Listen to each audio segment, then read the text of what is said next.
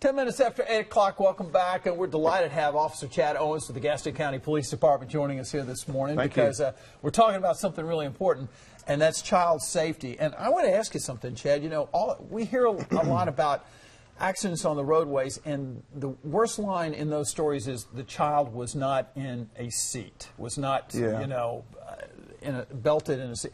What happens? What do you think is the main reason behind children not being properly restrained in cars? Well, I think just not understanding how to properly install the seats in them. Sometimes they can be confusing, especially for first-time parents.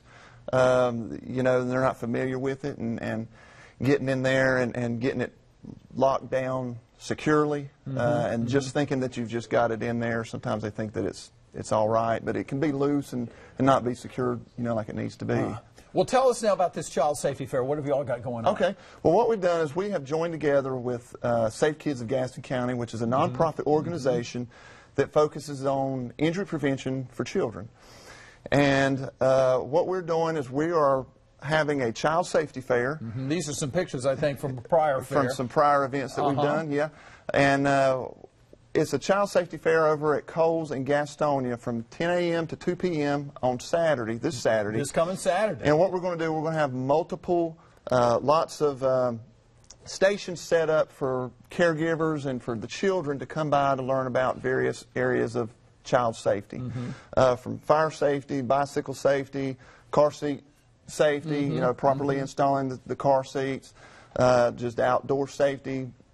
Whatever kind of safety it is, I mean, we're going to be discussing that, have free resources and things. And, you know, every year in North Carolina, there are approximately 200 children that die from accident-related injuries, and another 45,000 that visit doctor's offices because of these accidental injuries that could easily be prevented with the proper, you know, education and resources. So that's what we want to do, is to provide those resources, that information out there for caregivers and for children.